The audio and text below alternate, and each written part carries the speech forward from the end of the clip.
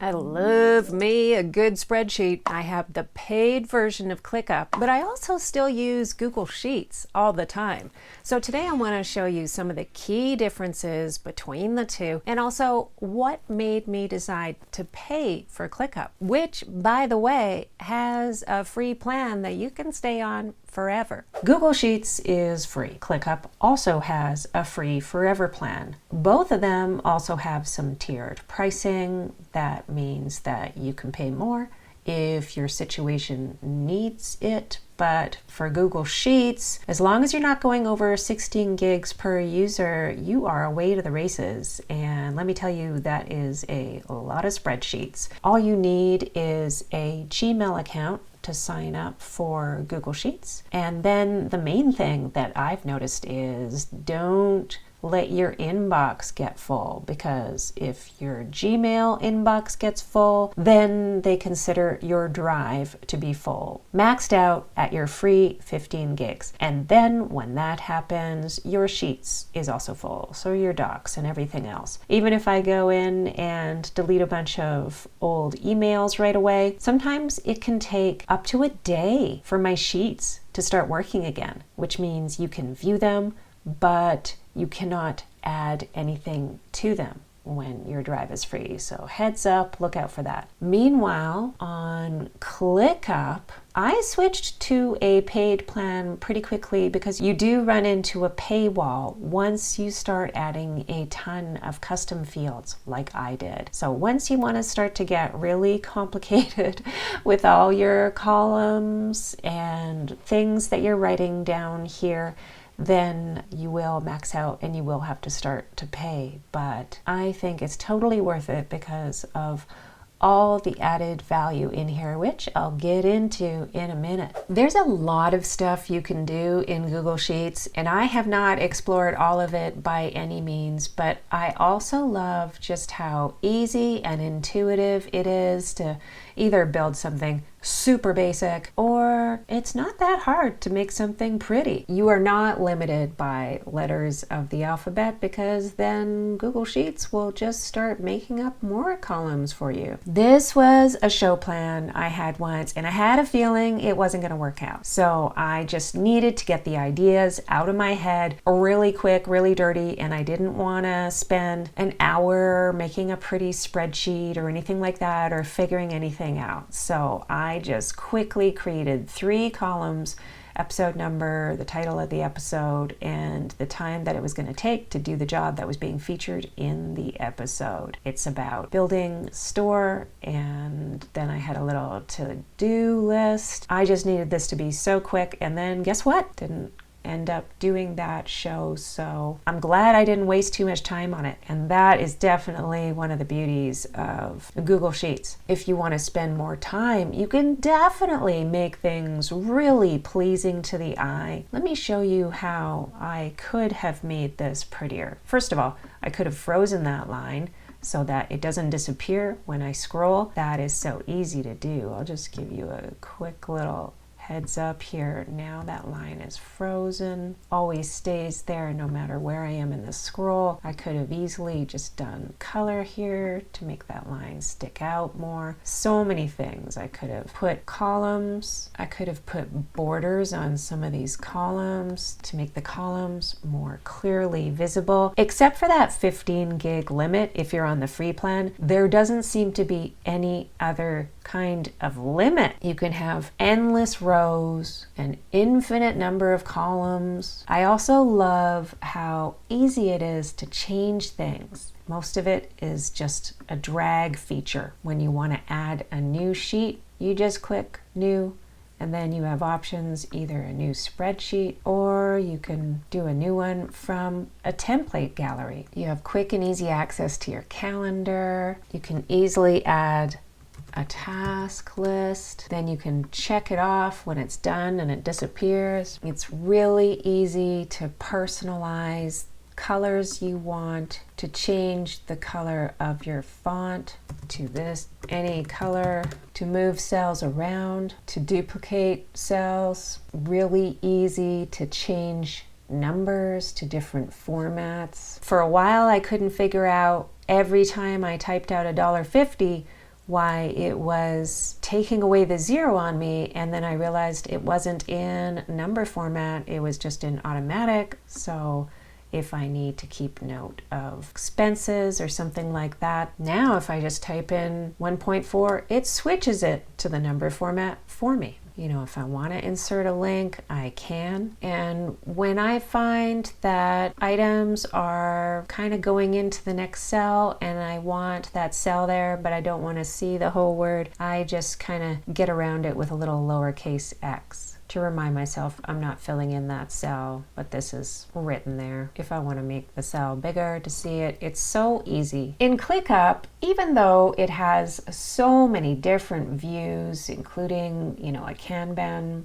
board view, including a list view, including a calendar view. I've been using tables mostly because I was so used to it from Google Sheets. And while the tables are very organized and cohesive and an excellent way to communicate with my team because each item can be so dense, because the pop-outs allow for such denseness of communication and information, I love them. But the tables are not as easily customizable as Google Sheets. I do have to admit, there's a certain width to the columns that is a minimum, and you can make it quite wide, but sometimes I want to make it thinner. You know, like over here in checkboxes, I would like to make these columns so thin, but that's as thin as I can make them. On Google Sheets, I can make a column as thin as I want. If I just wanted to make it like a nice colored border, I could do that. I could make it even thinner, or I could make it quite wide. Because I'm used to that, I find myself craving that, but as far as I know, that's not an option. You can, however, change your row height. You can change it to medium, large, huge. You can reset the column width if you want to bring them all back to a uniform size. But the benefit of so many options in Clickup definitely outweighs any of the little niggling things. You can create a filter in Google Sheets, but I don't know what that means or how to do it, and I don't know what filter I've just created there. In Clickup, they give me a lot of different filters, so I can easily see, all right, let's filter by assignee. Okay, now I see all the tasks assigned to one of my editors. I can easily filter by priority, so this is a good one. Let's filter what is urgent here. That makes the spreadsheet way less overwhelming because now I'm just looking at the red flag items, which I know gotta get done ASAP. Things like this really help from a project management point of view. Let's add a star rating column. Let's give it a name. Let's just call it rating, just like what Clickup has called it. And we have up to 5 stars. So now I've added this column. It shows up over here. And now let's see what happens if I want to give this video here a rating. Well, I approved it and my editor did a great job, so I'll give it a 5-star rating. This one here, not done yet, so I won't give it a rating, and it will just show up as nothing. Here are some other ones. Okay, that's interesting. Remove this custom field. I'm an admin, so I'm okay with that. Thanks for the heads up, Clickup, and it's gone. Let's add another column. I'm gonna call this another checkbox because I don't really need another checkbox, but there we go. And it's very wide, this column. That's as far as I can go. Now in Google Sheets, when I want to add a check column, this is my trick over here. I insert it, and then if I want more, I just drag it down really quick, and that's how I multiply it really quickly. And then if I want to tick it off, and checkboxes are actually pretty cool over in Google Sheets because you can change the color, and then it starts to look really custom. Again, this is a super ugly sheet, but you know what I mean. Over in pCloud, as far as I know, I don't have any options to change the color of the font. The only place I can really customize is in the statuses I've given. And if I wanted to make a new task, I could search statuses, I could go in and I can add a status. When I do that, I get the option to add a color provided by Clickup, or I can even enter in a hex code or find it somewhere, you know, if I wanted to be in that zone and kind of go around, the hex code pops up for me, or I can paste in the hex code from the internet or from my files. If I wanted to save that, I would save it, but I think I'm just gonna close out of here. Labels is another place where you can add a color, and then you can add another option for another color. And I find sometimes when I'm looking at the screen, if I do a color that's too similar, I just don't really see it when I'm looking at it quickly. So I try to make the color choices very different. Throwing together an ugly spreadsheet for myself is fine, but I rarely, if ever, use Google Sheets with my team. Here's where it really falls short for me as a project management tool. If I wanted to give some instructions here, I'm either making a cell huge with all the instructions I have to write in,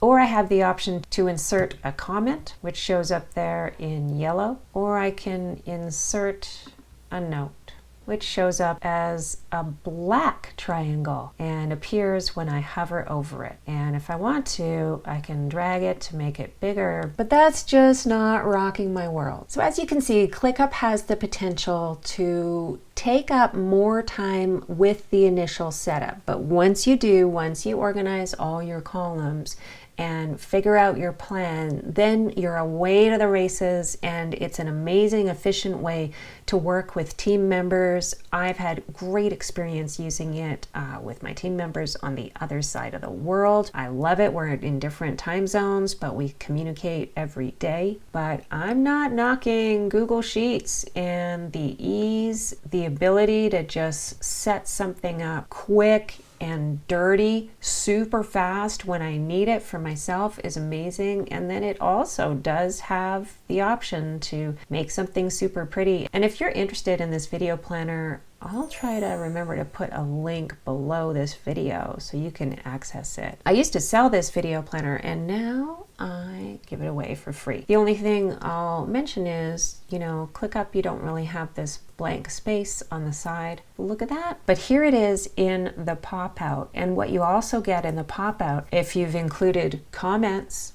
as a column in your spreadsheet, you have comments in your actual task. So I know this thread of comments only applies to this specific task. So it's wonderful. All the comments are contained here. It's not like I'm searching through an email inbox trying to find it. It's all in the correct place. This is where I approve the task. This is where I assign it. This is where the links to the raw video and the edited video live. This is where everything pertaining to this task lives. It's a very efficient way to contain information that needs to be communicated to another member of the team. Another thing I love about Clickup is I know when my editor is online or not. Now, it's not during his normal workday, so I can see that he is offline. When you're online,